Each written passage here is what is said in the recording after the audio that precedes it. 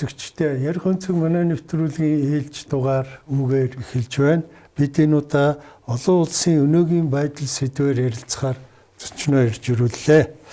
Би ингээд зочноо танилцуулъя. Ноён Мегмар Дорж Хүмүүнлэгийн ухааны их сургуулийн ахлах багш доктор Имэрхэн байна. За урилга ирүүлсэнд баярлалаа. Баярлалаа. Бидний урилгыг хүлээж авч манай студид ирсэн танд баярлалаа.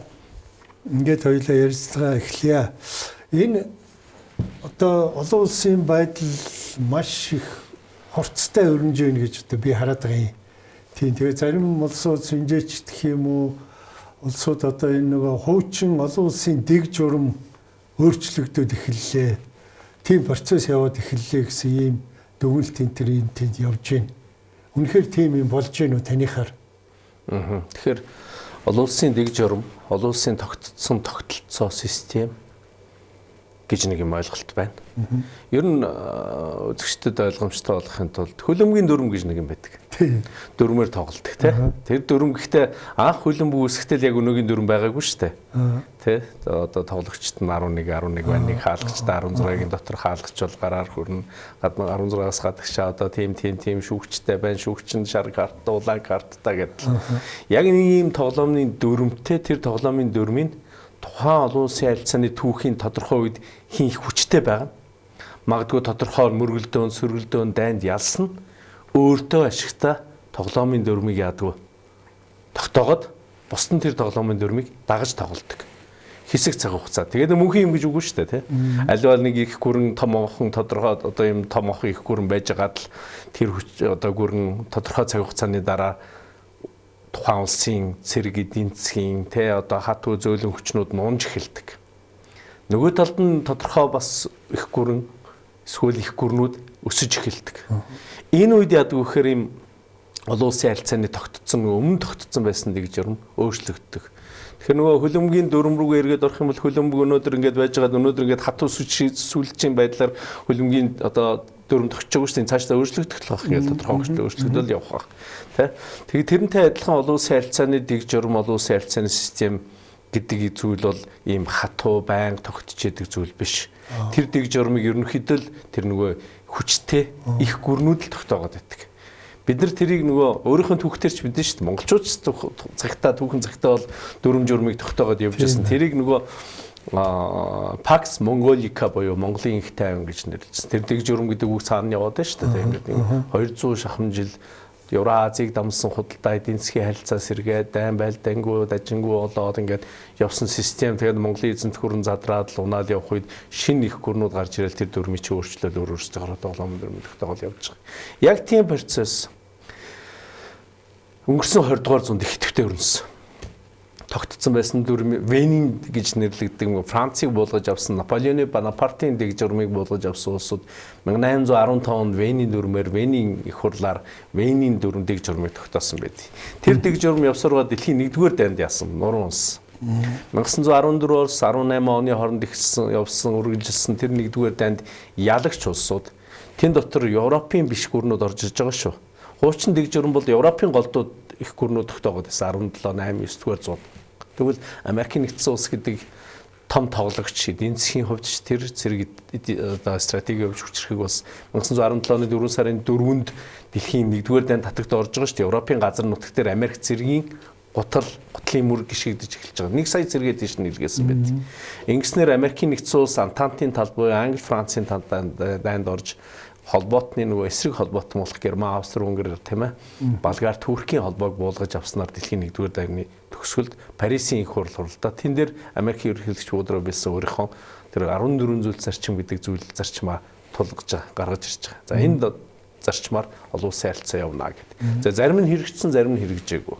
Тэгээ тэр тоглоомын дүрм нь бол нөгөө ялагдсан Германд нөгөө дайнаас ашиг хонжоо олохыг хүсэжсэн Итали, Японд жишээлбэл нөгөө дэлхийн тэр Парисын хуралд орж чадаагүй Версалийн гэрээний үр шимийг хүртэж чадаагүй зүйл бод улс тэргүй товсод бол тэр дэг журам таалагдаагүй учраас 2 дугаар дайны эхэлсэн. Тэгэхээр тэр дэг журмыг унгааж штэ тий. Шинэ дэг журам тогтоох гэж дайн өдүүлж ин Герман. Гэхдээ нөгөөх 2 дугаар дай маань 39-оос 45 онд үргэлжлээд мөнөөх л Америкийн нэгдсэн улс тэргүүтээ Англи тэргүүтээ холбоотнууд дээр нь зөвлөлт ус нөгөө Герман зөвлөлт рүүгээ давтсан учраас зөвлөлт холбоотны талд орснороо Теграны Ялтын баг хурлуудаар дэлхийн дэг журмыг 2 дугаар дайны дараах дэг журмыг тогтоочих тоглоомын дүрм. Ялтын баг хурлаар Монголын асуудлыг ч хүртэл ярьсан байдаг шүү дээ. Тэгээ тэр тогтцсон дэг журм бол улс төрийн цэрэг аюулгүй байдлын систем нь бол Нүбийн систем, Сан Францискод болцсон хурлаар тогтож байгаа нэгдсэн улсны байгууллагын систем. Валют санхүү худалдаа эдийн засгийн систем нь бол Бреттон Вудсын систем. 44 онд тогтоосон систем. Энэ хоёр улс төр эдийн засгийн систем өнөөдөр ажиллахаа болж эхэлж тогтцсон байсан. Ингээд энд яагаад ажиллахаа болж байгаа гэхээр мэдээж нөгөө нэг хэдийгээр аюулгүй зөвлөлийн байнгын гишүүн болоод явсан зөвлөлт улс хожим Орсын албаны улс бүгд найрамдах тухайн үедээ Тайван дараа нь хожим бүгд найрамдах улсууд бол Америкийн нэгдсэн улс шиг тэр тоглоомын дүрм журмыг тогтоох бичсэн улсууд биш. Тэр Америкийн тогтоосон дүрмээр тоглож ирсэн их гүрнэ. Тэгээ тэр дүрмж нь одоо энэ өсөж байгаа их гүрнүүд таалагдахгүй болоод ирэхээр тоглоомын дүрм журмыг өөрчлөх те БРИКС-ийг байгуулах, Шанхай хамтын ажиллагааны байгууллага, Тайваныг авах, Өмнөдийн тэнгис рүү дийлэх, бүс баа зам стратеги явуулах, Оросын хувьд Украиныг өөрийн нүдэлд буцаж эргэж авах, Төв Аз руу, Кавказ руу, Балтийн орн руу чиглэсэн бодлогоо явуулах тийм ээ.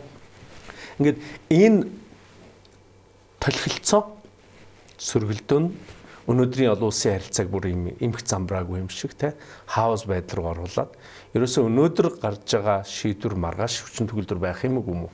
Маргааш юу болохыг ч урьдчилан таамаглахад төвхтөө ийм нөхцөл байдал руу оруулчлаа шүү дээ. Тэгэхээр систем бол шилжиж байгаа. Дэг журам өөрчлөгдөж байгаа. Энэ толхилцооны сөргөлдөөний төгсгөлд томоохон тэр дайн тэр нь худалдааны байна уу, уламжлалт халуун дайн байна уу? Дайн гараа тэр дайнд ялсан улс нь тоглоомынхын дэг журмыг тогтоох баг. Гэхдээ энэ шилжилтийн процесс бол нэлээд удаан үргэлжлэнэ. Их ойрхон хугацаанд энэ бол ингээд амархан өөрчлөлтөө шинэ дэг журам руу орчихгүй. Энэ процесс бол нэлээд явна. Зүгээр та сая хэллээ л дээ энэ нөгөө шинээр одоо хөчрөгж байгаа улсууд таалагдахгүй байна гэж. Миний харж байгаагаар болохоор энэ дэг журмын чинь одоо хамгийн их зөрчөөд байгаа нь Америк өөрөө юм шүү. Би тэгж хараад их юм. Тий зөв л харж байна л да. Тий. Уг нь тэр чинь нөгөө Америк төвтэй Вашингтон төвтэй тогтоосон тоглоомын дүрм тийм ээ. Тоглоомын дүрм тэр тий яг зөв тий. Америкийн тогтоосон гэдэг юм уу барууны англосаксуудын тогтоосон тоглоомын дүрм тэр нь либерал ордер гэдэг байгаа либерал дэг журам тийм олон улсын эрх зүй олон талт хамтын ажиллагаа дипломат арга зам. За яг хөө мэдээж Америкийн шийдвэр гаргалтын дээр конгресс дээр Америкийн шийдвэр гаргалтанд ордог улс төрийн намууд дотроо байр суурийн янз бүрийн зөрчилдөөнүүд байдаг. Консерватив, неоконсерватив буюу зэрэг үуч ашиглах ёстой тийм ээ дэлхийг либерал болгохын тулд нөгөө талд нь юу гэдэг либерал интернационал арчилсан үзлийг зөвлөн замаар дэлгэрүүлэх ёстой гэдэг улс төрийн тэр хоёр том бүгд найрамдах болоод арчсан нам гэдэг энэ хоёр намын төлөөллөөс гарч ирсэн ерөнхийлөгчид тэр намынхаа ерөнхий үндсэн концепцаас нэг хол зөрөхгүй гадаад бодлого явуулдаг. Том утгаараа Америкийн гадаад бодлого бол нэг хайхтар арчсан нь бүгд найрамдах нь вэ? Тэ? Неоконсерватив нь вэ? Либерал зүүнийх нь вэ? Дэлхийд их гүрэн байх гэдэг сонирхлоо хадгалж байгаа. Гэтэл нөгөө тогтооцсон дэг журам чи одоо бараг 80 жил өнгөрчлөө шүү дээ. Тэгээ нөгөө тоглоомын дүрм чинь болохгүй болохоор тоглоомын дүрмээ шинчлэе. Нүбийг шинчлэе. Валют санхүүгийн системийг шинчлэе. Ер нь одоо жишээлбэл крипто руу орж эхэлж штэ Америк нэгдсэн улс. Дэлхийд даяараа тийшээ шилжиж байна. Өчигдөр Дональд Трамп крипто руу нэлээд том одоо ставк одоо юу тавиад орж штэ тийм. Тэгэхээр энэ Америкийн тогтоосон гэж үзье л да. Барууныхны тогтоосон систем дэг журам. Тэр системд нь Европын улсууд хоёр хуваагдаад явдаг. Тэгээд дэлхийн 2 дугаар дайны дараа бол энэ том тогтсон систем чинь дотроо хоёр дэд системтэй байсан. Нэг нь нөгөө зөвлөлт улс Москва төвтэй коммунист марксист онол дээр тулгуурсан улс төр эдийн засгийн тогтолцоо өгөх улсууд нөгөө талд нь Америк Вашингтон төвтэй капиталист чөлөө зах зээлийн эдийн засаг бүхэн юм хоёр том лагер систем байлаа. Тэр чинь бүр Европ дундуура тэр бүхэл Герман хоёр дундуура авагдсан байсан.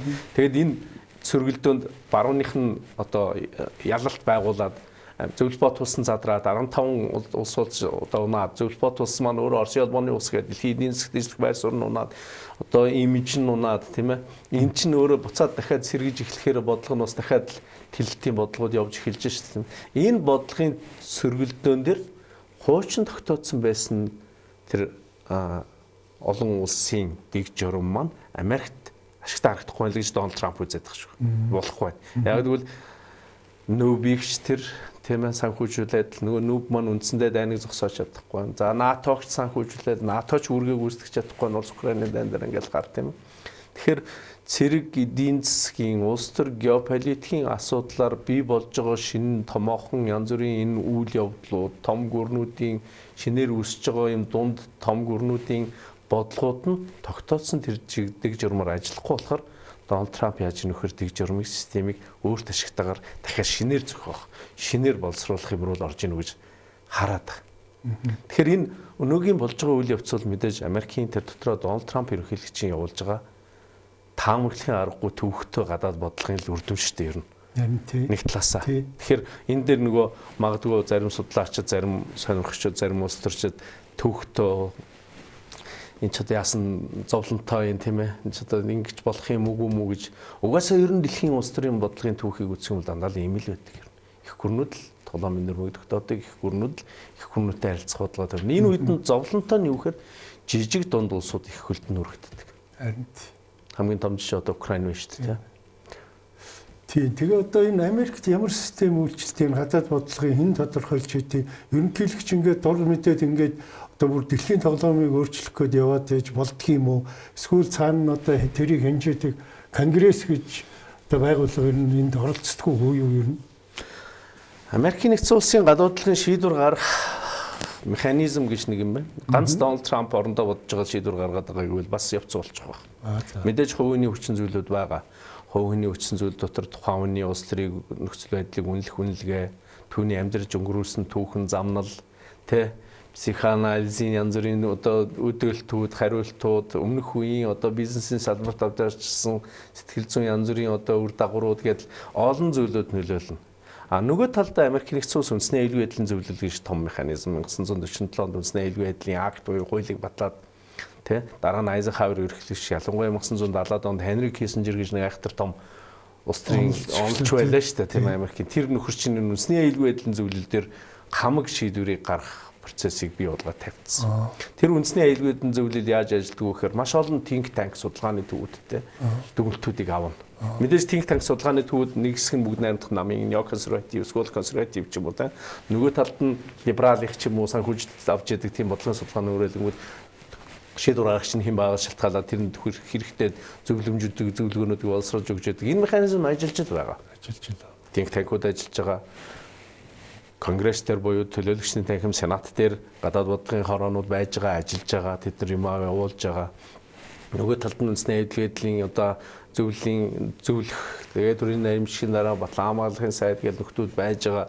Дээр нь CIA буюу тагнуулын ерхий газар гэж маш их олон талаас шийдвэр гаргалтанд хэрэгтэй мэдээллийг цуглуулж яадаг ийм механизм ажиллаж байгаа. Тэгэхээр цаана одоо юу гэдгийг Дональд Трамп наана нүүр байгаа боловч Трампын гаргаж байгаа шийдвэрт оролцож байгаа шийдвэрийн одоо тэр цаана боловсруулж байгаа дүгнэлтүүд янз бүрийн юмнууд бол ажиллаж байгаа Америкийн нэгдсэн улс. Тэгэхээр энэ дэр нэг төвхтөө нь юу вэ нөхөр яг уу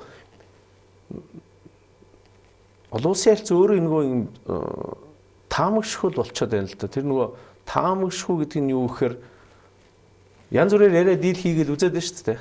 Путинтэй ч тэр, Шийдтэй ч тэр, за тэгэл Европын холбоотойч тэр, за бусад дунд жижиг улсуудтай Канадад руу хандаад л ингээд хариу реакцууд нь ерөөсөө Дональд Трампд хүснээр нь болохгүй болохоор манай ашир одоо нэлээд тийм радикал, нервний хурц шийдвэрүүдийг олон улсын харилцааны асуудлаар Америкийн гадаад бодлогын шийдвэр дээр гаргаад л байна л да. Гэтэ яг зүгээр том утгаар нь харах юм бол prediction буюу таамаглал хийж болох шийдвэр бол гарчаад том утгаар нь харах юм бол ер нь Америк яагаад ингэж байгаа гэдэг нь ойлгомжтой. Ер нь Америк их гүрэн учир өөрийнх нь байр суурийг хадгалахын тулд нэр хүндийн гадаад бодлого явуулаад шүү дээ. Тэр нь Дональд Трампын өнгөн дээр л таарчлаа. Гэхдээ дэг журам өөрчлөгдөх процесс сайхан эхлээд байгаа юм биш. Энд чинь ер нь бол нэлээд эрт эхэлсэн процесс тийм. Хин ерөнхийлөгч үед эхэлсэн байна. Жорж Буш ерөнхийлөгч, хүү ерөнхийлөгчийн үед тийм ээ. Дараа нь Барак Обамагийн үед ерөнхийлөгчийн үед үргэлжлсэн. Тэр мэдээж өөрчлөгдөд нөлөөсөн хүчин зүйл бол хятадын эдийн засгийн осор төвсөлт. 2013 онд шийд арга гарч ирээд аюулгүй байдлын концепцийг, стратегийг өөрчилсөн. Аюулгүй байдлын хороо байгуулсан. Тийм ээ. Яг нэг үндэсний аюулгүй байдлын зөвлөл гэдэг Америкийн стратеги шиг тийм стратеги боловсруулдаг тийм хороо байгуулаад тэр нь ч сайн ажиллаж эхэлсэн. Тэр нь хятад маш хурцтай мөнгөтэй болж эхэлсэн. Мөнгөтэй болохын эргээр цэрэг стратеги зөөлөн хатуу хүч рүү мөнгө хийгээдсэн. Орос улбаны улс ч гэсэн 2014 онд Кримийг авсан. 2007 онд Мюнхний баг хурал дээр Путиний хэлсэн үг бол ер нь бол судлаачдын их анхаарлыг татдаг. та нар тогтоосон дэг журам либерал ордер, либерал үндсүүл гिचээд хоёр дабл стандарт гаргаад яваад. Та нар ойрох дорнд нэг юм хийгээд тийм энд болохоор биднийг болохоор нэг юмар яваад байна. Та нар өмнө бүжингийн довтлооны болоод хамгаалтын системээс гарахгүй гэчихэд гараа явчихжээ нэг талдаа тийм ээ. Тэгэхээр энэ болгон ч ерөөсө таалагдахгүй байна. Та нар нэг юм яриад нөгөө юм игээд Путиний тэр үг байна. Тэгээ 2008 оны 4 сард нөгөө нэг Алдарт Будапештийн НАТО-гийн тэлэлтийн асуудал гүрж болоод Украиныг НАТО-д эсвэлэх тэр байр суурь бол олон судлаачид Америкт ер нь улс төрчид ч гэсэн тэр шийдвэрийг бол нэлээд бас буруутгажсэн л да. Энэ өөрөө эргээд бумеранг буюу эргээд хариу айхтрит эффект болно шүү. Тэгээ 2014 онд Кримийг авсан Оросын үйл явдал тэгээ 2022 оны 2 сард эхэлсэн. Одоо 4 дахь жил рүү орж байгаа энэ дайны үйл процесс бол энэ бол ингээд дэг журам өөрчлөгдөхийн өмнөх юм жижиг локал янз бүрийн мөргөлдөөнүүд маш их гардаг юм. Тэгээ тэрний л үргэлжлэл яваад байгаа. За баярлалаа тий. За тэгээ хоёулаа олон улсын өнөөгийн байдал ингээд сэдвүүрүүгээ оръё. Яг үйл явдлыг бол нөгөө цаг хугацааны дарааллаар би танаас суугаад таны одоо тайлбарыг сонсъё гэж утсан. За эхний үйл явдал бол энэ Америкийн нэгдсэн улсын зэвсэгтүүчин одоо Венесуэлд Мадуро ерөнхийлөгчийн одоо шүндлөөр хулгайлаад аваа явцсан. Ийм үйл явдал болсон. Тэгээд энэ талаар одоо та ямар тайлбар хэлэх вэ? Одоо энэ гол зорилго нь юу байв? Тэр Венесуэлч одоо маш их дэлхийн нөгөө нөөцөөрөө дэлхийн нэг нефтээр нэг номер шүү дээ. Одоо тэрийг авах гэж байна гэд нэг хэсэг нь ярьж байна. Энэ яг одоо үндсэн зорилго нь юу байсан юм болов? Америкийн нэгдсэн улс яагаад тийш бид тэр нөгөө ярьж байсан Америкийн гадаадлага бол Трампын өнгөн дээр Америкийн нэгдсэн улсын гадаадлага бол хоёр dimension буюу хоёр хэмжээст яваад. Их гүрнүүттэй харилцах нэг хэмжээст бодлого, дунд жижиг улсуудтай харилцах нөгөө нэг хэмжээст бодлого. Их гүрэн гэдэг нь ерөнхийдөө Трампын үзэж байгаагаар бол Хятад Орос хоёрыг хэлж байгаа. Тэгээ одоо Америктэй дүүж очихоос одоо хүндэлж ярих хэмжээний гэх юм уу да тий. Тэдэртэй бол нэг хайхтар тэгээд л дарамт үзүүлээд хүний чинь тэг нэ тэрээр гэсэн. Яг хөө мэдээж тарифын ч юм уу санкцийн тиймэрхүүнүүд бол явж байгаа. Гэхдээ яг дунд жижиг улсууд яв жишээ нь Канада бол дунд зэргийн гүрэн тий. Канадыг 51 дэх мөч болгоно гэтэл эргүүлэл тариф тогтоогоо. Европын улсууд байна тий. Европ руу ч гэсэн өөрийнх нь холбоотнууд ч тийм үү. НАТО-гийн гишүүнчлэлтэй тий. Тэгэхээр чин энэ лүгээ бас юм занал хийсэн бодлогод явуулаад ерөөхдөө нэг юм үгэндээ байлах гэсэн. Яг л нэг Хятад Орос өсөхийн хэрээр тэр хоёр бас орон зайгаа нөлөөнийхөө өрийг тэлнэ. Тэр тэлэх процесс бол дэлхийн өнцөг болон руу явж эхэлнэ. Америкийн нэгдсэн улсын орон зай гэдэг нь ер нь бол хуучин сонгодог орон зай бол дэлхийн хүйтэн дайны дараах 90-ад оны орон зай бол дэлхийн нэтгэжгээр Америкийн ашиг сонирхлын бүс шүү дээ. Америкийн ашиг сонирхлын бүс өрөөгөө газар нутгийг ер нь ховрол байсан.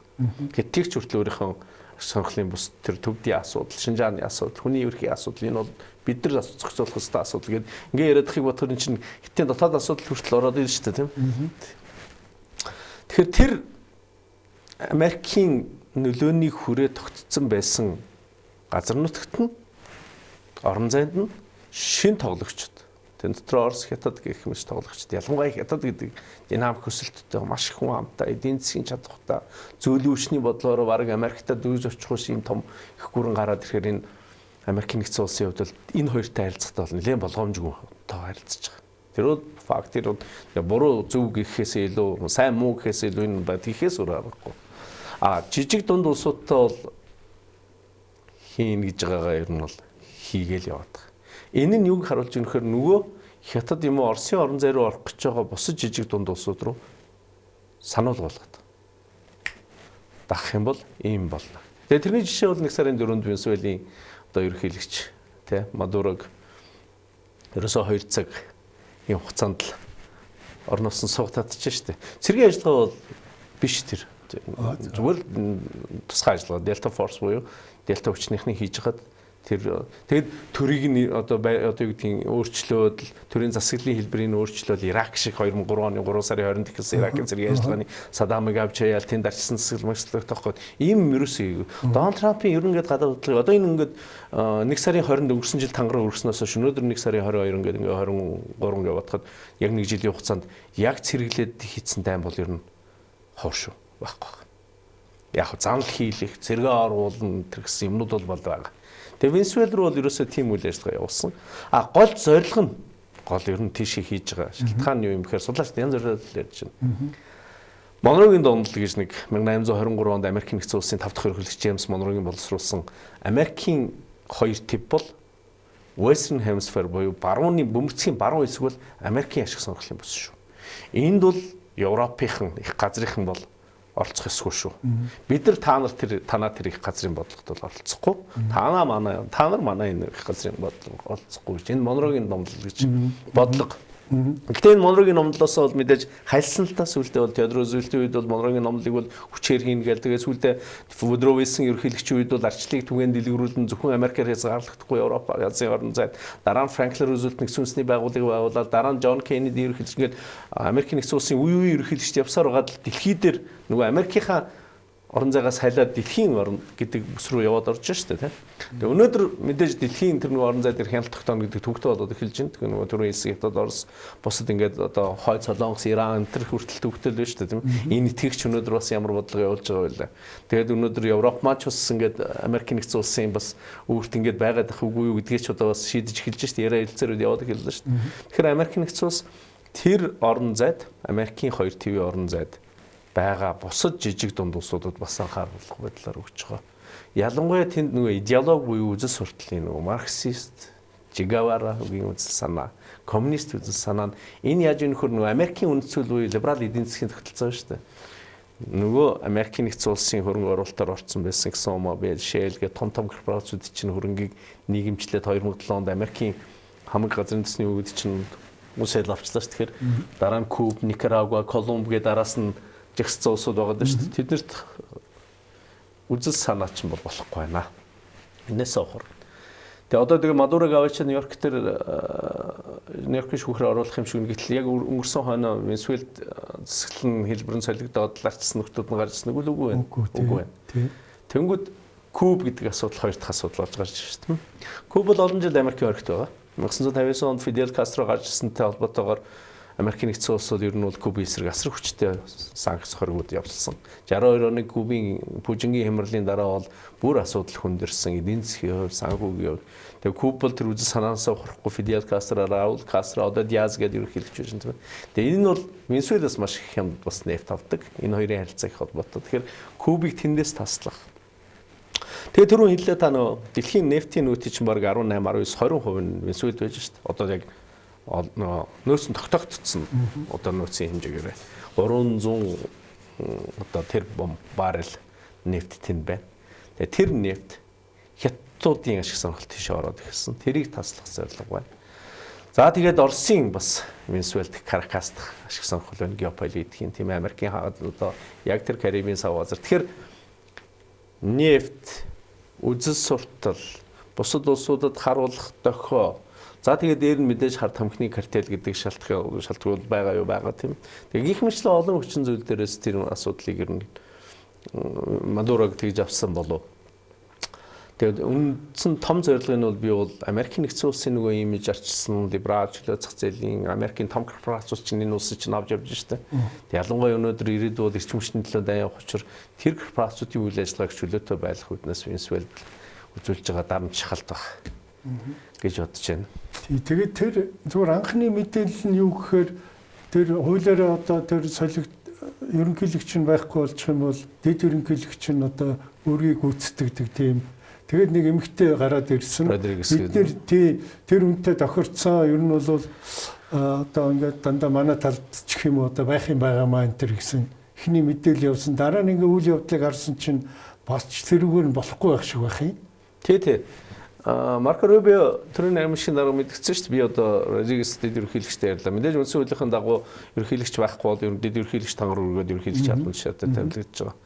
За Дональд Трампын хувьд Венесуэл руу явуулж байгаа тэр бодлогынх нь мэдээж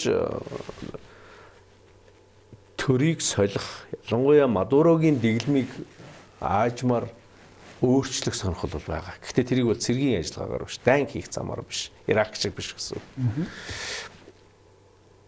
Мадурог авч байна. За Мадурогийн одоо тойрон хүрээлэгчдийн дундаас дараагийн ерөнхийлөгч гараад ирлээ. Тэгээ тэр сэтгэл зүйн дарамтуудыг илүү үзүүлж байна л да тий. За ингэн юм байна. Илүү их өвдөлтийг мэдэх болно шүү гэдэг үгч өөрөө дарамт үзүүлж штэ. Тэнгүүд Родригес ерөнхийлөгч ерөнхийдөө би бол Америкт бас учрыг олохыг хүсэж байгаа гэдэг. Тэгээ нөгөө Машадо гэдэг өнгөрсөн жилийн Нобелийн шагналыг Трампаас сулгаалтсан нөхөр байгаа шүү дээ. Венесуэлийн сөрөгч.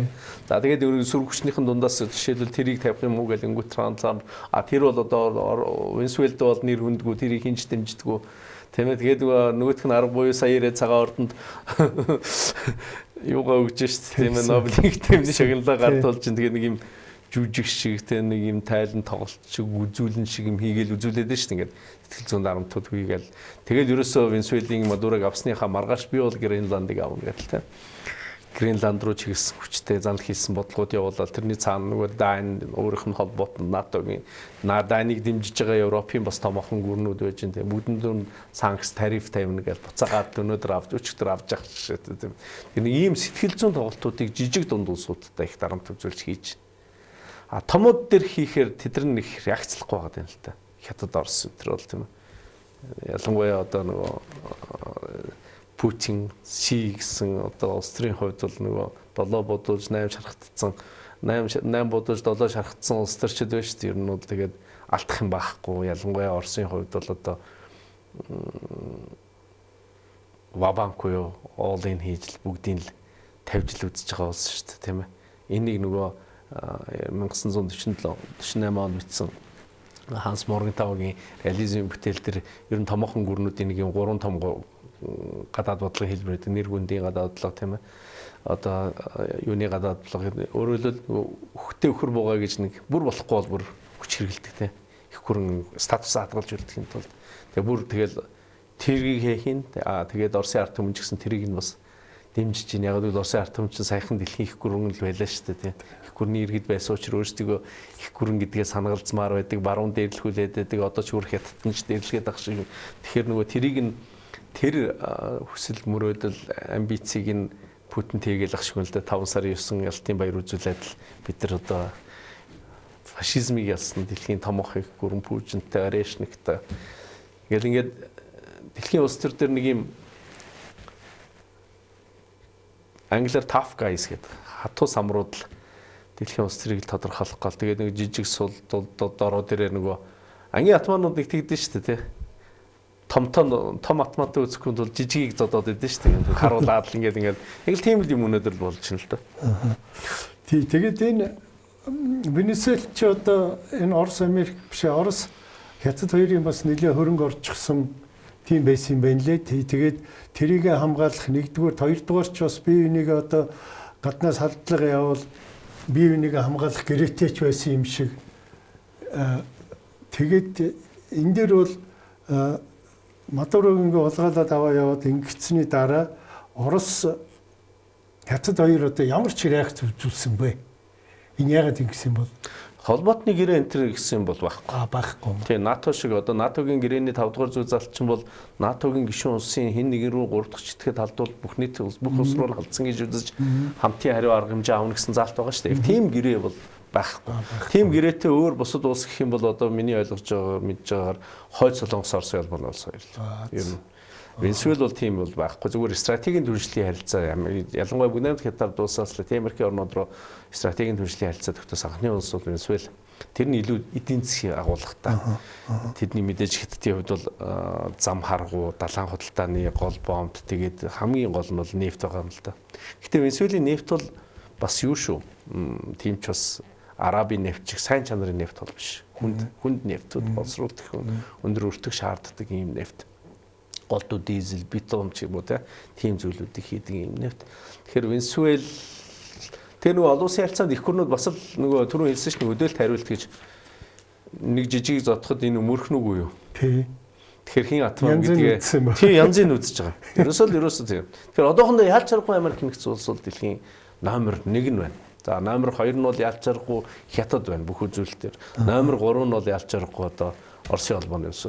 Их гүрнүүд одоо өнгөн дээр одоо эдгээр муухай бодлого явуулж ийм гэсэн юм бол байхгүй. Угаасаа их гүрнүүд тийм л үүдэг. Монгол цагтааш тийм байсан. Тийм ээ. Их гүрэн байх цаг дээр өнгө дээр тэхгүй бол эдгээр чи өөрөө нөгөө өөрийнх нь аюулгүй байдал гэдэг нэг асуудал, нэр хүнд гэдэг асуудал, тэгээ олон улсын харилцаанд байр суурь гэдэг асуудал чухал учраас тодорхой ерөнхийлөгч төрийн тэргүүний тэр шийдвэр гаргагчийн боловсруулж байгаа бодлогын зөв буруугаас шалтгаалаад ерөнхийдөө үндсэн том утгаараа бол Дональд Трамп байхгүйсэн ч Америк ер нь баг л энэ багцааны бодлого явуулах байсан байна. Тий. За багшаа хоёулаа бас товчхон явъя. Тий. Эхний хоёр асуудлын дээр цагийнхаа талыг авчиж. Би бас нэлээд асуулт бэлдсэн байна. Тий. За ингээд нэг сарын ихэр үе нь одоо энэ Европын холбоо, Америк, Украин гурав одоо тийм хилцээр хийсэн. Гэрээний маягт бэлдсэн 20 зүйлтэй ч билүү. Тэгээд тийм хилцээрт яагаад Оросыг оруулахгүй байгааг би гайхаад байгаа байхгүй юу? Тэр эцэд Орос тэр гэрээг зөвшөөрч энэ дайн зогсох хэрэгтэй бай. Тэгтэл Оросыг оруулахгүйгээр тусдаа ингэж гэрээ мөрөө бэлдээд 20 зүйл ангитыг бэлдээд тэрийг Орос руу өгсөн гинлээ. Одоо тэгээд тэрийг Орос хүлээн зөвшөөрөхгүй байвал тэгээд дайн чинь зогсохгүй нэ шүү дээ. Тий. Анх бол тэр чинь 28 байж байгаа. Сүүлдээ ингээд харч чад 20 болгосон шүү дээ. Өөрөөр хэлбэл Орос Украины дайныг зогсоох план төлөвлөгөө байхгүй 20 зүйл заалт төлөвлөгөө. Яг энэ төлөвлөгөө би түрүү яриад шүү дээ. Өдрөө байсан 14 зүйл зарчим гэдэг тийм дайны дарах төлөвлөгөө гэж боловсруулад тэндээс чи ерөөхдөө бас ер нь бүгдээр хэрэгжээгүй шүү дээ. Яг нэгдүгээр дайны дараа бол яг үндснүүдийн холбоо байгуулна гэдэг 14 зүйл зарчим бол хэрэгжсэн байдаг те. Италиг бол Италийн газрын хэмжээгээр тогтооч гэдэг юм уу? Оросын асуудал гэдэг хэд хэдэн асуудлууд ингээд тогтооцсон тийм яг тиймэрхүү план төлөвлөгөө Америкийн ус боловсруулж гаргаж ирсэн. Их гүрэн эмчин тийм төлөвлөгөө боловсруулсан шүү дээ. Тэгээ тэрийг нь мэдээж нөгөө Орос нь өөрийнхөө ашиг сонирхолд нийцэхгүй гэдгийг харж байгаа л. Тэгэхээр харин тийм юмнууд бол тийм санаачлагууд олон ус ярьсан зөндөө гарна уу одоо. Тэгээд нөгөөх нь яг тэрийг тохирох уугүй юу, авах уугүй юу те. Энэ чинь их төвхтэй. Орос Украин дайм бол анх эхэлж яхад нь л би ер нь бол навширсан удаа юм болно. Амар дуусахгүй энэ чинь яг тэгэхээр Орос өөрийнхөө нэр хүнд гэдэг юмыг бодоод байна. Их гүрэн гэдэг тэр санагалзаанд байгаад байна. Ард түмэн тэрийг нь дэмжээд байна. Дийлэх болгох шүү. Бүгдээрээ бас мэдээж байна. Ер нь бол 70% гэдэг тоол гарч байгаа. Тэр баг үнний хугацаатай болоо. Тэгээд Оростой уулзахад ер нь нэг тийм өнгө ажтай байгаа. Мэдээж айдас бол байгаа. Гэхдээ Орос гэдэг нөгөө их гүрэн байсан амбица санагалзах тэр ард түмний тэр нэг юм Украин ч гэсэндээ энэ чинь тусгаар тогтносон улс те. Өөрийнхөө аюулгүй байдал газар нутгаа таслаад өгчмөөргүй л шүү дээ. Одоо буугаад өгнө гэдэг чинь утгагүй зүйл болно шүү дээ ер нь тийм. Гэхдээ өчигдөр Давосын чуулга дээр Дональд Трамптай Зеленский ерөнхийлөгч уулзаад орж ирээд Давосын чуулган дээр үг хэллээ. За нэлээд хатаа үг хэллээ. Хуучин Америкийн нэгдсэн улс ерөнхийдөө Дональд Трампын өнгөн дээр Украинд дэмжлэгээ үзүүлэхээ зогсоогоо Зеленскийг шахаа цагаан ордонд авчирч дарамтлаад тий. Өөр юм боллоо шүү дээ. Хувцсын хүртэл шүүмжлээл тэр чинь Трамп шин хажууд зогсчихсан нөхдүүд орж ирж дээрлэхэд л тий. Тэгээд их гүрнүүд ер нь л тэгдэг. Тэр нэг Америк муухадаа биш. Эсвэл Орос муухадаа Украин руу давтлаад байгаа юм биш. Хятад муухадаа Тайваныг авна гэдэг юм биш. Зүгээр их гүрний араншин тийм байдаг. Тэг яг тэрийг л хийгээл явж байна. Тэнгүүд Зеленский сүүлчийн найдвар бол мэдээж Европ болж болтож байгаа. За Америкт ер нь найдаж болохгүй. Нүүб үнэхээр одоо боломж чадваргүй байна тийм. Яг тэр нэг аюулгүй зүйл дээр чинь Орос нь өөрөө суугаад байдаг тийм. Нөгөө дайныг эхлүүлсэн гэдэг нэг үзээд байгаа нөхдөд. Тэгмэд өчигдөр Европын улсуудыг нэлээд шүүмжлээ. Украиныг алдвал та нарт энэ зовлон ирнэ шүү. Украин унах юм бол яг маргааш та нар нөгөө Grand Hog Day гэдэг нөгөө тарганы өдөр гэдэг нэг Билл Мюррейгийн кино байдаг шүү дээ. Тэрийг ишилж байгаа хэлж илнэ. Өдөр давтагтаа л байдаг те. Өглөөсгоор нэг юм давтагтаа. Украин ер нь л яг л тийм байдал нөхцөл байлаа. Одоо бол Киев энэ хас 20 градусын хүйтэнд хүнд биш шүү дээ тийм ээ. Миний ойлгочоор сонсноор 3-1 нь одоо тэнд тог цахилгаангүй. Бид нар сая одоо ингээд Улаанбаатарт нэг өдөрт нэг цаг 2 удаа таслахад ер нь хэцүү байдалд орж ирэхэд Киевийн ард түмэн, Украины ард түмэн ямар хүнд байдалд байгааг бид нар бас тэнд хүмүүс харахад хүнд биш тэгэхээр буугаад өгвөл өчмөр. Гэхдээ эн чинь бас л нэг Украины газар нутаг тусгаад тогтолгоо. Тэгээд өгөх юм бол эн чинь дараа нь их гүрнүүд ер нь тэгэл ингээл орох юм байна гэдэг Зеленский ерөнхийлөгч ярьж байгаа бас зөв шүү дээ. Ингээд дураараа ажиллаад л одоо Венесуэлийн энэ ч очоод ерөнхийлөгчийн чуулгаалаад энд ч Украины газрын тасч аваад энд ч одоо тэрийг аавна гэж хэлэх юм бол жижиг улсуудын хувьд энэ чинь тийм таата зүйл биш байхгүй. Гэхдээ жижиг улс дөрөв тогтоодог учраас бодит үнэтэй нүр тулахаас бүр аргагүй. Зарим тохиолдолд томоохон золиос гаргахаас өөр аргагүй байдаг.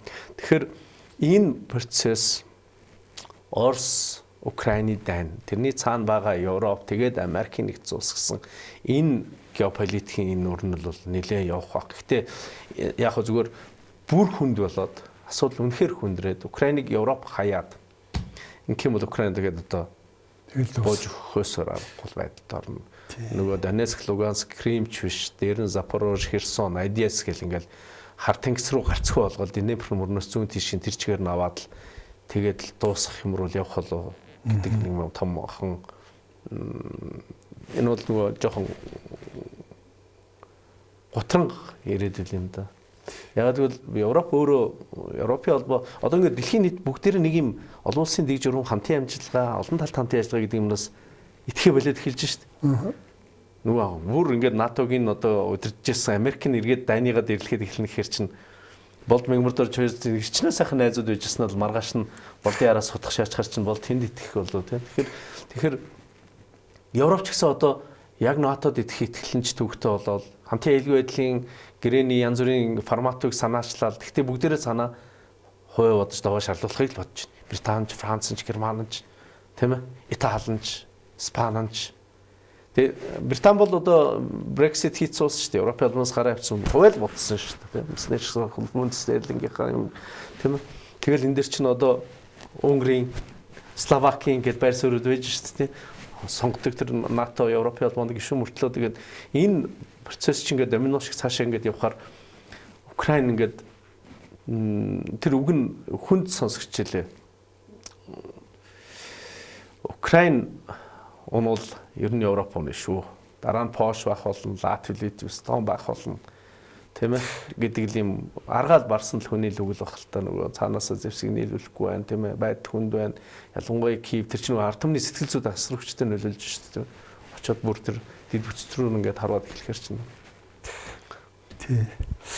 Тэгээд энэ ялангуяа энэ нэг Мадураг хулгайлсны дараа за тэгээд Америк ч одоо бас нэг Украин руу бас нэг арайч урднаа бодох хамаагүй хүүтэн хандаад эхэллээ нэг ийм процессууд яваад эхэлсэн чинь судлаачд юу гэж үзэж байгаа нөхөр энэ хоёр чинь дэлхийг хувааж авах гээд ер нь тохирцсон юм биш үү тэ манайх Венесуэлийг аваад танах Украин авч гэдэг юм уу одоо ингээд манайх Гренландыг аваад танах Украин ав гэдэг ч юм уу нэг иймэрхүү юм руу орчлоо гэд тийм судлаачид ярьж эхэлсэн байна. Энэ дээр би таны тайлбарыг сонсъё гэж бодсон. Тэр оргүй урьчих хаа. Би ягаад ингээд таны асуултын өмнө ингээд нуршаад бахан юм яриад нөхөр систем гэж нэг юм, дэг журам гэж нэг юм, их гүрнүүд гэж нэг юм маань өөрсдөөрсдийнхээ ашиг сонирхол гэж нэг юм байна. Тэргээл бодно. Тэрнээс тэр жижиг дунд бүфрийн, завсрын, ариун цэврийн коридор янз бүрийн улсууд сонирн биш, ер нь сонирн биш. Яагаад гэвэл тэр чинь Монгол улс ч гэсэн үндэснийхээ ашиг сонирхлыг л бодно шүү дээ, тийм. Оросын ч юм, Хятадын ч юм, Америкийн ч юм, Японы ч юм ашиг сонирхлыг бид нар бодохгүй. Бид нар зөвхөн үндэснийхээ ашиг сонирхлыг л бодно. Яг тэрнтэй адилхан их гүрнүүд ч гэсэн. Гэтэ нөгөө их гүрний бодож байгаа ашиг сонирхол нь зөвхөн өөрийнхөө хил хязгаараар тогтдог байхгүй. Их гүрний ашиг сонирхол чинь хилийн чадах газар нутгийн нөлөөгөөрөө тогтоод эхэлнэ. Тэнгүүд тохиролцох зарим зохиолдлууд шаардна. Өөрөөр хэлбэл одоо нэг анги байлаа гэхэд нэгдүгээр салаан дээр ерөөхдөө бий байя. Болд генерал одоо 2 дугаар салааг. Тэр нөхөр тэр 3 дугаар салааг. Ингээд орчвол бас нэг талтай их хүнүүд амар. Тэгэхээр магадгүй тим тохироо байхыг бас үгүйсэх аргагүй.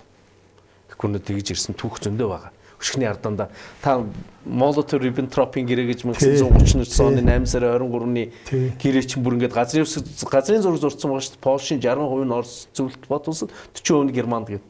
Чи ингээд бүр ингээд зурцсан байж байгаа шүү дээ.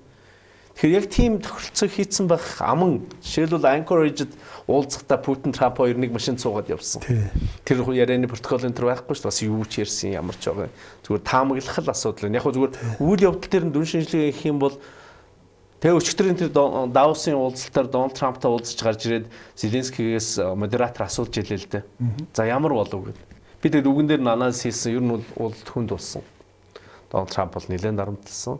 Яг хөө манай шир төгсгөлдөө уулзалт болж байгаа нь сайн юм гэж хэлж байгааг бодоход уулзалт бол нэлээд хүнд болсон. Одоо Витков, Jared Kushner хоёр Москвад очсон. Одоо ингээд өнөөдөр уулзсан л та. Тийм ээ. Тэгэхээр эн чинь бүгд яваад энэ дараа нь 3 талт уулзалт хийх юм шиг байна. Тийм ээ. Ер нь Украиныг нэлээд тулгах юм шиг байна. Гренландаар барьцаалж байгаа юу? Өөр юмар ярьж байгаа юу? Өөр бүс нутгуудаар ашиг сонирхлын. Тэгэхээр нөгөө Ялтын багварч гэсэн Америкийн нэгдсэн улс Британи Сталин 3 sphere of influence буюу нөлөөллийн бүсийг л бас л яг л хуваацсан шүү дээ. Энэ минийх байна гэдэг. Тэгэхээр ингээд их гүрнүүд тугаан. Тэгэхээр өнөөдрийн таны асуултанд Орос, Америк хоёр хувааж гин үү? Эсвэл Орос, Америк, Хятад 3 бас хувааж гин гэдэг асуулт. Хятад бас энэ тоглоомд оролцсон. Хятад оролцохоор нэлээд нэг чимээгүй л байгаад тах харагдах юм. Хятадын хувьд айхтар ер нь бодлого явуулж байгаа. Энэ чимээгүй байх буюу үйлдэл, эс үйлдэлийн энэ зааг дээр байгаа энэ бодлого байр суурь нь яг л нөгөө эртний Хятадын философи те хоёр арслангийн тулааныг харах, уулын орой дээрээс харах чоны үлгэр лугаа гэж тулдчихл бай. Divide and rule буюу хуан захирах гэдэг нэг юм ба шүү дээ. Хоорондоо мөргөлдчихл бай, хүч нь унжил бай. Бид энэ хооронд явах ёстой мөнгөө, эдийн засгаа, байр суурьаа улам л нэмэгдүүлнэ. Яах болоогүй. Яг тэгвэл үнэхээр факт Америк нэгдсэн улс их гүрэн бочор энэ ямар нэгэн байдлаар тэг шууд зунгаарлаж орох нь Хятад ашиггүй тусах учраас Хятад прагматик байдлаар гадаад бодлогоо илүү эдийн засгийн өнцгөөс хараад яаж мөнгөө нэмэх вэ? Америк нэгдсэн улсын эдийн засгийн дээр гарсан тохиолдолд яг судлаачдын үзээр бол гарчин л гэж юм л да. Гарсан тохиолдолд байр суурь өөр байх бах, дугаа байх уу, дуутай байх уу. Гэхдээ Хятад ч одоо бас огт дугаа байхгүй байгаа шүү. Гренландын асуудал дээр Дональд Трамп юу гэж хэлсэн хэр Гренландыг тойроод Оросын, Хятадын одоо байлдааны хөлөг онгоцууд эргэлдээд байна. Энэ бол Америкийн аюул байдалд ностод нөлөөлж байгаа учраас бид нар Гренландыг авах ёстой гэд хэлсний маргааш Орос улс харин чимээгүй байсан. Хятадын гадаад хэлцээний яамны сайдын хэвлэлийн албаны төлөөлөгч өөрийнхөө тэр аюулгүй байдлын янз бүрийн асуудал бидний нэрийг дуудаж Хятадыг энд татаж оруулцуулах хэрэггүй бид нар наач ямар ч хамаагүй гэдэг. Хамаагүй ч бишэлтэй Арктикийн асуудал чинь бол дэлхийн их гүрнүүдийн ирээдүйн том охон сөргөлдөөн болох нь тодорхой болж шүү дээ. Тэгээд яг одоо энэ Трамп ингээд элдвэр аашлаад ийм ялангуяа Гренландыг аавна гэл ингээл яг энэ үед бас зүгээр миний харж байгаагаар болохоор энэ Европын холбоо маань нэгэн цол байна уу гэж би хараад байна. Дээрээс нь Канада манад нэмэгдээд энэ Трампын бодлогыг хүчтэй эсэргүүцээд байна гэж би харж байна. Тийм байна уу? Гренландыг авах нь Трампын өнгөн дээр ч гарч байгаа юм шиг нэлээд эртний 1867 онд Аляскийг авсны дараа Гренландыг авах асуудал Америкт хэрэгцсэн шүү. Тэгэхээр тэний харьяа байсан тэр үед.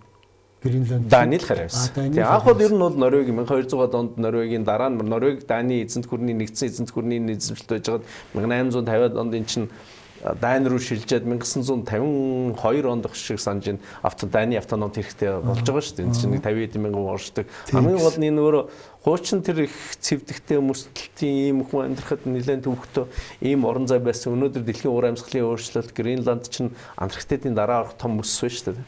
Энэ хайлаад эхлэхээр нөгөө хойд мөсөнд Атлантын далайг халуулсан далайн зам, хойд мөсөнд далайн шельфтэх асар их нөөц, нефтийн, ураны, газрын хуур элементийн дээр нь энэ нөгөө Москва, Вашингтоныг холбосон агаарын хамгийн өндөт зам Гренландыг гаргаж байгаа учраас хүйтэн дайны үед энд чинь Америк нэгдсэн улс 1951 онд дайнтай 54 онд дайнтай гэрээ байгуулад энд өөрсдийнхөө агараас хамгаалах систем байгуулсан тэр нь одоо л байж байгаа шүү дээ. Тэгээд энийг Дональд Трамп ихнийхээ терм дээр бас сануулж байсан ер нь Гренландыг авах хэрэгтэй гэж. Тэгээ одоо бол энийг нэлээд идэвхтэй ярьж эхэлж байна л да. Тэгээд энэ асуудлаас нь болоод Дайн тэгэл Европын бусад улсууд одоо Трампын тэр явуулж байгаа бодлогыг эрс шүмжилсэн бүр зарим тохиолдолд дунд туруугаа гаргасан ч юм гарлаа шүү дээ. Тэгээд энэ өчигдөр Давосын чуулга уулзалт бол эдийн засгийн биш ер нь улс төр геополитикийн асуудал тийм болчихлоо. Нефт яригадаад л өрнөж шүү дээ. Ирээл хин юу ярих нь яах нь ялангуяа Канадын ерөнхий сайдын илтгэл бол Марк Хайнерийн илтгэл бол маш их анхаарал татсан бодиттой үннийг яг нийтдээ хэлсэн. Ерөнхийдөө одоо их гүрнүүдийн ирүү эхэлж байна. Бид нар бол одоо ингээд дур дураараа загнах юм байна. Тэ? Дэлхий бол энэ томоохон гүрнүүд дур дураар авиралдаг энэ нэрнэл үг ирж байна. Тэгэхээр яг уу ихээр гол point санаа нь бол дунд жижиг улсуудад нийлэх хэрэгтэй, нэгдэх хэрэгтэй. Олон улсын дэг журмыг хадгалах. Одоо энэ тогтоод байгаа либерал тэ дөрвөн журам захирагддаг, ялангуяа нүүб төвтэй олон улсын эрх зүйн хэмжээг дагаж мөрддөг, дипломат ажиллагаа гадаад удирдлагын хэрэгсэл болгодог энэ дөрвөн журмаа сахиж үлдэх хэрэгтэй. Энэ дэр жижиг дунд улсууд нэгдэж нийлэх ёстой. Яг цэвэр реализмын онлын үүднээс харах юм бол энэ бодит байдал жоох хэцүү. Жижиг дундууд нийлээд л энэ тэндээс нийлж байгаа л хэдүүлээ энэ том гүрнүүдийн энэ дур зоргоор авиргүй байдлыг хязгаарлын энтергээд санаачлах гаргаад явхад жоохон төвөгтэй л дээ чинь. Яг гоо зөөр сайхан санаачлах гаргаад нийлээд энтер явж болох л баг. Тэрийг нүв дээрэл идэвхтэй явуулах хэрэгтэй бол. За Ираны асуудал байна. Тэнд ч одоо за тэр бослого хөдөлгөөн бол эхлээд бол яг хөө тэр эдийн засгийн шаардлага тавиад мөнгөний хань шунлаа тэр гэсэн тэр юунаас одоо үүсэлтэй гэж ингэж яригдчихсэн. Тэгээд зарим улсууд ярихаараа энэ цаанаасаа энэ цэрүү мөрөө CAI энэ зохион байгуулчлаа энэ гээд бас тийм ч өнцөг байна лээ. Тэгээд яг юу болсон юм бэ тэнд? Үнэхээр гадны нөлөө байсан юм болов тэнд? Ираны асуудал ер нь олон улсын шинжээчид, судлаачид, ойрхон тоонд Иран судлалын хүмүүсийн янз бүрийг харахад маш их хаалттай байгаа. Интернетээс айдсан мэдээлэлтэнд яг юу болоод байгаа асуудал яг юунаас ирсэн. Янз бүрийн учир шалтгаануудыг л ярьж байна. Мэдээж гол нь эн чинь бас л түүх ярихад 1979 оны Ираны лалын хувьсгал гарсны дараа Пахлавигийн засаглал унаал тийм ээ. 1925 онд тогтсон тэр Пахлавигийн гэр бүлийн хаан засаглал байлаа шүү дээ тийм. Тэгэхээр Персийн эзэнт хөрөн гэж томоохон гүрэн байсан Иран гэд сүлд нь ингээ үргэлжлээд явж байгаа энэ улс бол газар дунд ойрхон орнуудын маш газар зүүн гой байршилтай байдаг. Ормузын хоолой гэд арабын нефтийг зөөдөг хоолой тэнд байгаа. Тэрийг хяндаг улс бол ер нь бол Иран гэж хэлчихэд буруудахгүй. Ираны өөрөө газрын тосны ас ирэх нөөцтэй. Мэдээж нөгөө шии сүни гэдэг шашнаас нь болоод арабын улсуудыг Ираны эсрэг түлхэх юм бол баруунд бол байсан. 1979 онд гарсан тэр лалын хувьсгалын үр дүнд бол энэ Хамейни засаглал тогтоод одоо Ираны дээд удирдагч гэх юм уу те ерөнхийлөгчтэй бас байгаа. Тэр нь бол ингээ насаараа баяждаг. Хаанаас ч илүү их мэдлэлтэй нэг юм байгаа шүү дээ. Тэгээд нөгөө шашны радикал, фундаментал, суур тэр үзлийг сэргээснээр Иран бол нөгөө барууны үндсүүл тархаа болж ирсэн. 79 оноос өмнөх Иранч бол Америк нэгдсэн улстай их ойрхон байлаа шүү дээ. Тэгээд тийм ч учир Пахлави ч одоо тэр хүү Пахлави угсаа залгамжлагч хунтаач Америкт амьдраад байна шүү дээ. Америк их сургууль Монголд төгссөн. Тэгэхээр Америк нэгдсэн улсын тэр бодлого, геостратеги, ялангуяа ойрхон орнд дох тэр стратегт нэг том саад дотор нь Иран болоод байгаад байсан. Тэгээ тийм ч учир Иран, Иракийн дан гэж 80-88 онд бас 8 жилийн дайнаар Иракийг Америк нэгдсэн улс дэмжижээ л шүү дээ. Тийм ээ.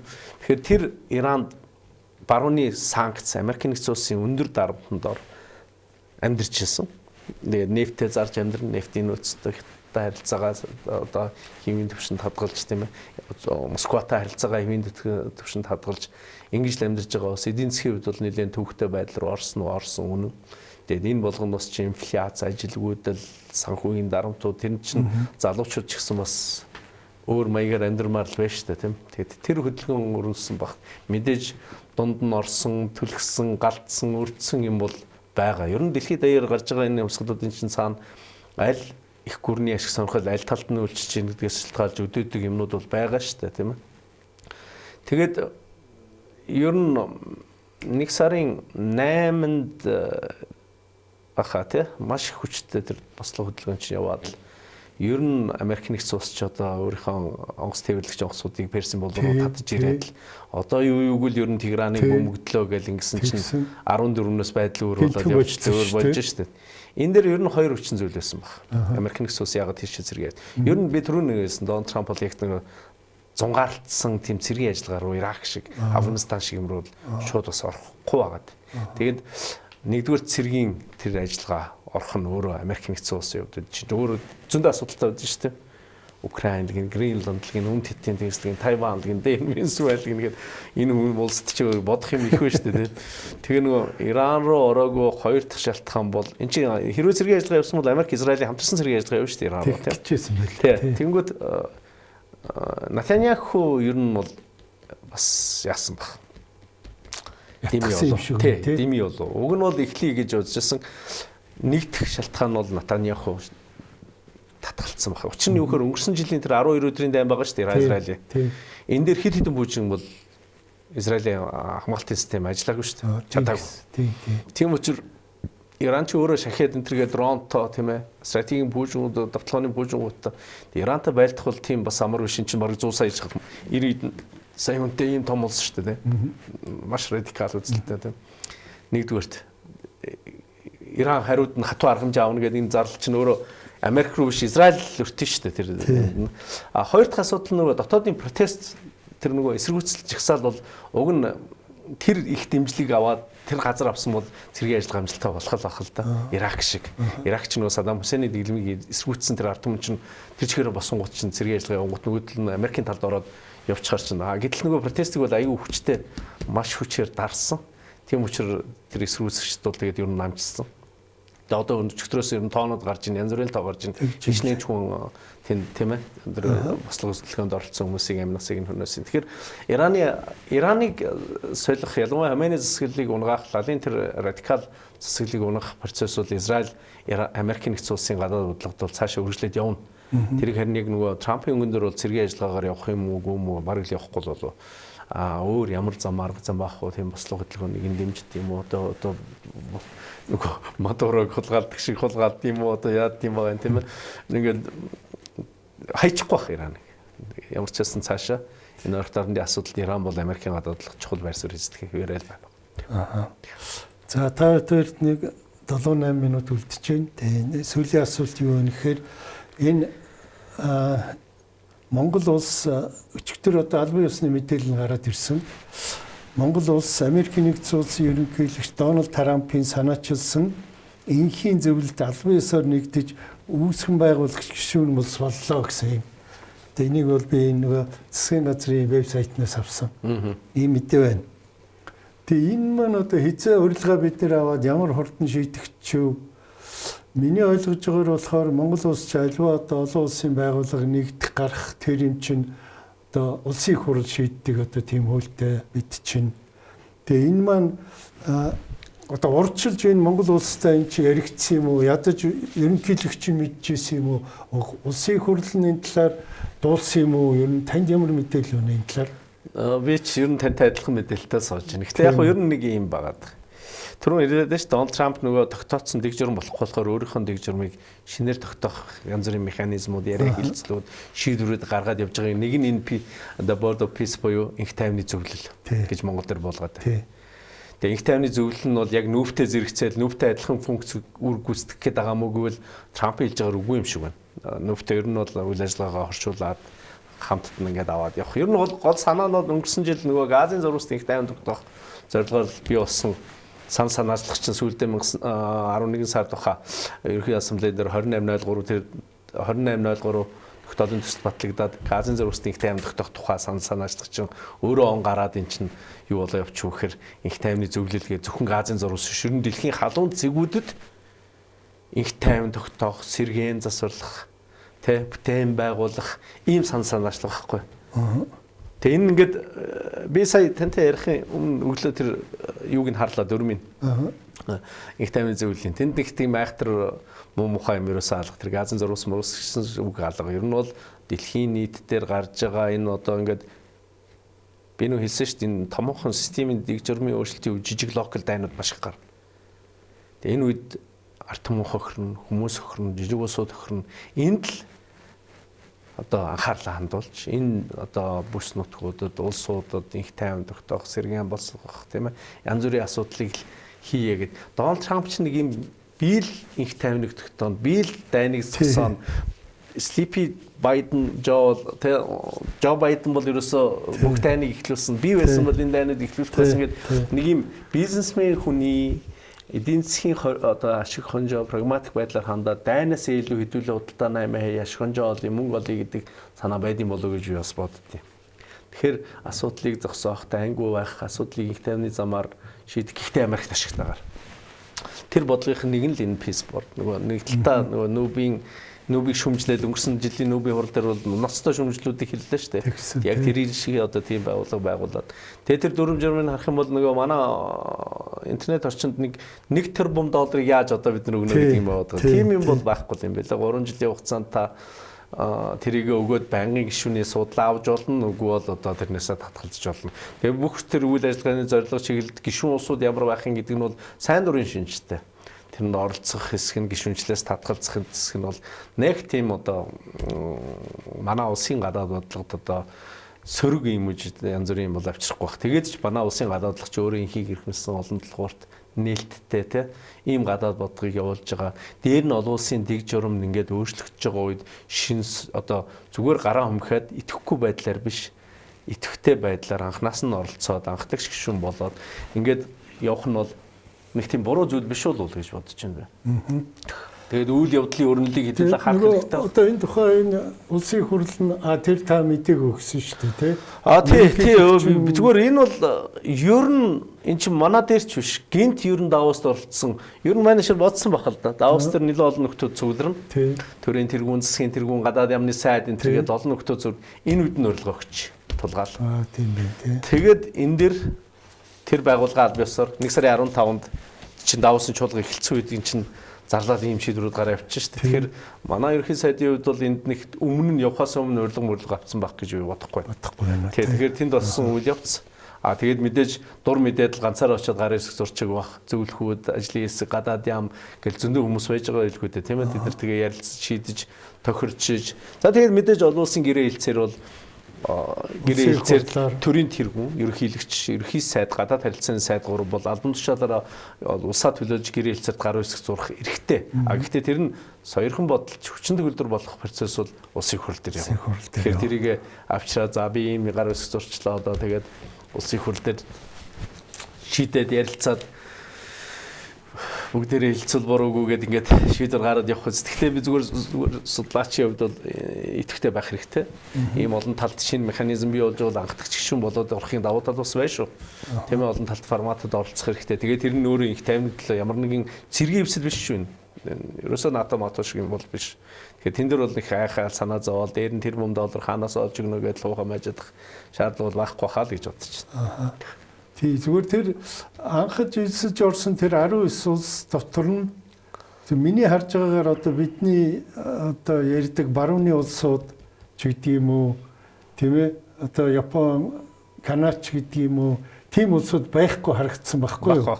Тий тэгээд би яг хувийнхээ хувьд жоохон тийм одоо имзэглэх юм уу төрсөлтэй одоо юу яваад орчихвол Европ руу улсуудаас Албан байж гэн тийм ээ. Яг том гүрнүүдээс их юм уу? Тий. Одоо Орос бол зүгээр тэр $1 триллион тэр газын зурвсыг сэргээхт нь бол мөнгөний чинь бий бол тэр баруун зарцаасан байгаагаас өгчээд гэж байна. Тэгэхээр нэг тийм Трампын тэр санаачлагт бол одоо нэг тийм эсэргүүцээд байгаа юм бол байхгүй байна. Хятад бол судал яг сайруу өгсөн байгаа. Мэдээж үгүй гэдэг хариуг бол Европын албаны улсын Европын албаны нэг юм том улсууд хариу өгчлээ шүү дээ. Франц гэл тэ. Эргүүлээд Францыг хариу өгөнгүүт нь танавинод чинь тэгвэл би 200% татвардагтай шүү гэдэл ерөөсөө нэг юм дураараа нэг юм айлын ирэх хөгчиг тэгвэл ингэн гэдэг шиг явж шээ. Түрүү нөгөө хэлээд ш жижиг донд улсуудыг бол ингээл янз бүрийн сэтгэл зүйн дарамтанд оруулна янз бүрийн юмар яа. Тэгээд Армян, Азербайджан тэ. За тэгэл Аргентин, Беларусь тэ. За тэгээд Төв Азийн байж ин Казахстанд ерөнхийлөгч ер нь Арзны гэж асан чинь өчигдөр тэр гэрээ байгуулах церемони дээр бол сууж байгаа харагдлаа. Мирзоев ерөнхийлөгч Узбекистанаас Зөвхөн Азаас байж ин Латин Америкаас Парагвай байж ин тийм ээ. Нэгч болохгүй бүтэхгүй. Тэгээд тэр чинь бас нэг тодорхой зөвхөн улсууд өгсөн байгаа шүү. Бүгдэнд 60 улс төгссөн. 60 улс төрлөг хөргүүлсэн. Тэрнээс бол ер нь 20-од нь бол хариу явсан. 20-од нь бол 25 6 нь бол судлыг сайр өгсөн байгаа. Энэ тоо цаашаа өсгөл байх л да. Тэгээ ороод явхад бол 3 жилийн хугацаатай тэр нь бол тэр $1 өгөхгүй байх хэрэг мэрхэн тэр дөрвөн дээр тусгацсан байлээ. Тэр дөрвөн нэг тийм айхтар ноцтой юм бол харахгүй. Тэгээд нэг бордер дээр одоо удирдах зөвлөлт нь сонирхолтой нь бол Дональд Трамп бол насаараа энэ байгууллагын нөлөө өдөртөгч байх юм шиг байна. Тэгээд удирдах зөвлөл гэх юм уу одоо тэр одоо удирдах тэр нэг шийдвэр гаргалт төвчнөр бол Марко Рубио байлаа. Дэвид Кушнер хүргэн байлаа. За тэгээд хэд хэдэн нэг 7-8 Тони Блэр байсан хуучин Британий ерөнхий сайд болсон тийм.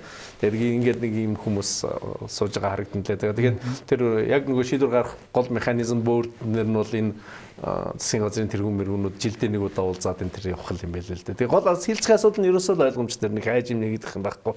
Энд нэг юм асуудал гарчлаа, дайн гарчлаа, энийг яаж сэргээ босгох вэ? Энэ асуудлыг яаж зохицуулах вэ гэдэг асуудлаар Трампын нөгөө ганц талаас ганцаараа гаргаад байгаа санаачлагыг бас нэг юм олуулаа. Өөрийнхөө санаачлагыг механизмыг хэмжүүлэх гэсэн л ийм механизм. За бидний цаг өндөрлсөн байна. Баярлалаа өгшөө. Тэ бидний урилгыг хүлээж авч манай студид ирж одоо бидний асуултанд дэлгэрэнгүй тайлбар өгсөн танд баярлалаа. Таны цаашдынхын сургууль хүмүүжүүлэх болон судалгааныхын ажилд өндөр амжилт хүсье. Та бүхний уран бүтээлд бас өндөр амжилт хүсье. Баярлалаа гэж. Үзэгчдээ манай өнөөдрийн нэвтрүүлэг үгээр өндөрлж байна. Дараагийн дугаараар уулзтараа түр баяртай.